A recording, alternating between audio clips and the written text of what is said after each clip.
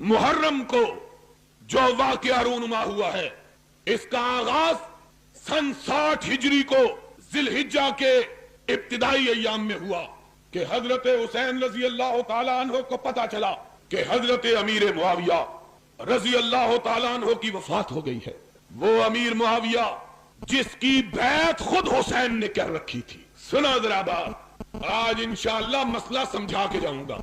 वो मुआविया जिसकी बैत खुद हुसैन ने की हुई थी, हुसैन ने भी की थी, जिसकी बैत उसके भाड़े भाई हजरत हसन ने भी की हुई थी, वो मुआविया फौत हुए।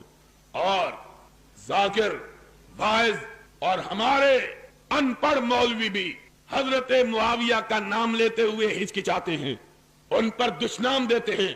उनसे जाके पूछो कि जाओ, हम तो साबित कर रहे हैं सिद्दीक और फारूक और उस्मान की खिलाफत को, लेकिन अगर तुम हमसे पूछते हो तो हमको ये बतलाओ कि मसला सिर्फ सिद्दीक, फारूक और उस्मान का नहीं, बल्कि तुम्हारे दो मासूम इमामों ने तो हजरत मुआविया की इमामत को भी माना हुआ है, हजरत मुआविया की खिलाफत को भी तस्लीम किया हुआ है।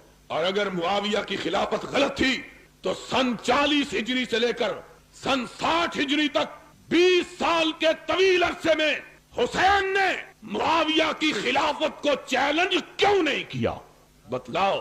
20 साल मुआविया की खिलाफत को जनाबे हुसैन ने रजी अल्लाह ताला अन्हुमा कबूल किए रखा, एक लफ्ज जुबान से नहीं कहा। और हवाला सुन्नियों की किताब का नहीं, हवाला शिया किताब रिजाले कश्शी का, करबला के अंदर शियों ने किताब छपवाई है, 3री सदी हिजरी, आज से 1200 साल पहले का मुसन्नफ है।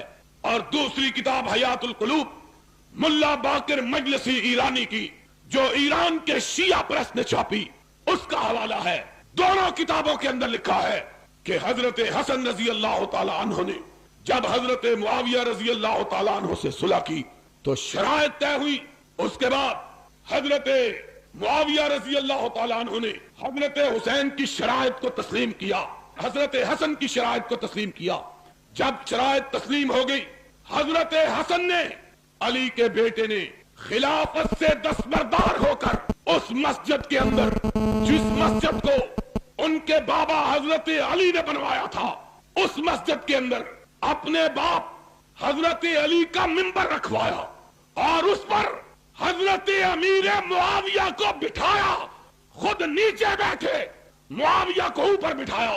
कहा, कायनात के लोगों सुन लो, आज रसूल का नवासा अली का बेटा खिलाफत से दस्तबरदार होकर अपना खलीफा अमीर मुआविया को मान रहा है।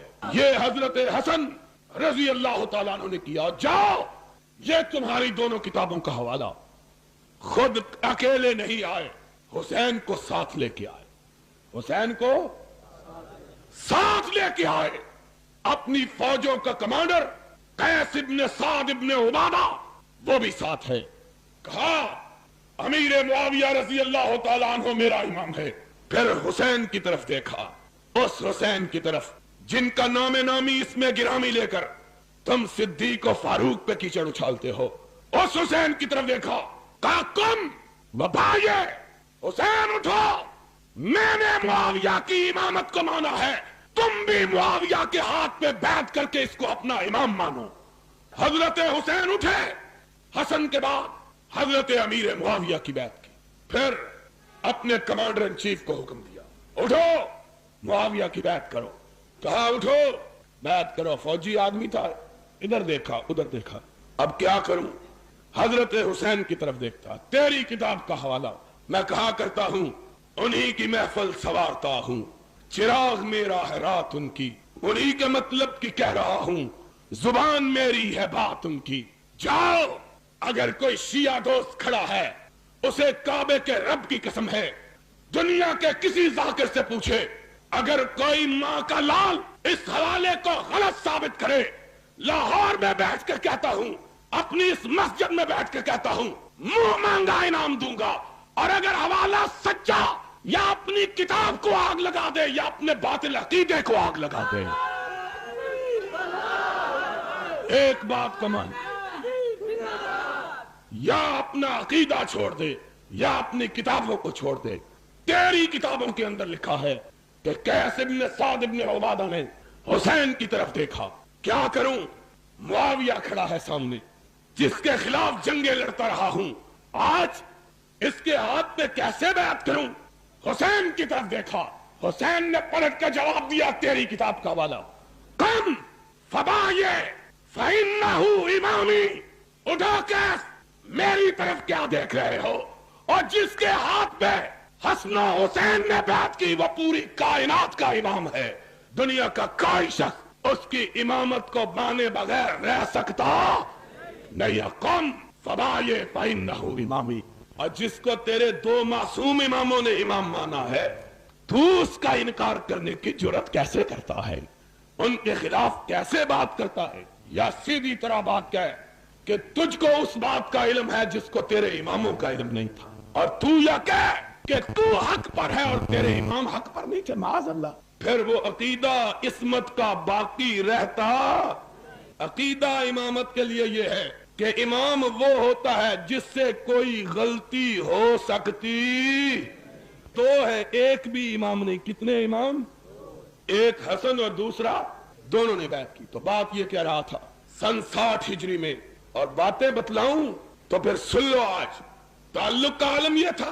آج باتیں کرتے ہیں مروان کی، عبد الملک کی اور حضرت امیر معاویہ کی. جاؤ اپنی کتابوں کو اٹھا کے دیکھو. 20 سال حضرت معاویہ رضی اللہ تعالیٰ عنہ نے حکومت کی ہے. کتنے سال؟ 20 برس بلا شرکت غیرے حکمران اور خلیفۃ المسلمین اور امیر المومنین رہے ہیں. حسین بھی ان کی رعایا اور حسن بھی ان کی رعایا. بس رعایا. جا اپنی کتابوں کو اٹھا کے دے. تیرا مرزا عباس قمی منتہی المقال میں ملا باقر مجلسی جلال العیون میں لکھتا ہے کہ جب تک نمازیں امیر معاویہ کے مقرر کردہ گورنر مدینہ مروان کے پیچھے پڑھتے رہے، حسن بھی حسین بھی نمازیں کس کے پیچھے پڑھتے رہے؟ امیر معاویہ کے قائم کردہ گورنر مدینہ مروان کے پیچھے. آج باتیں کرتے ہیں مروان ایسا اور امیر معاویہ ایسا. اگر امیر معاویہ ایسا ہوتے تو حسن اور حسین کو امیر معاویہ سے وظیفہ لینے کی ضرورت نہ تھی، اس کو جائز نہ سمجھتے اور ان کے خلاف جہاد کرتے، خروج کرتے، باہر نکلتے، تلوار بے نعم کرتے.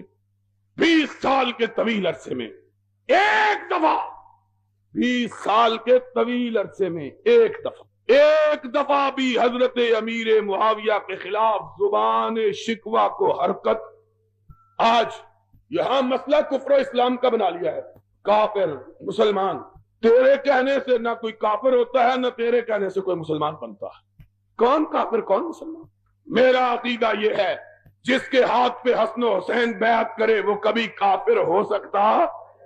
اور میرا تو تیرے اماموں کے بارے میں یہ عقیدہ ہے، اور تیرا اپنے اماموں کے بارے میں عقیدہ کیا ہے کہ امام اور معصوم ہوتے ہوئے بھی انہوں نے کافروں کی بیعت کر لی تھی. کچھ خدا کا خوف کرو.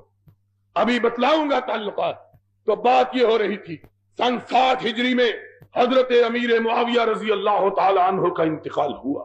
40 ہجری میں حضرت حسن رضی اللہ تعالی عنہ ان کے ہاتھ پر بیعت کر کے خلافت سے دستبردار ہوئے، اور 20 سال حضرت معاویہ نے بلا شرکت غیر حکومت کی. کسی نے ان کی خلافت اور امامت کے خلاف کبھی زبان شکوہ کو حرکت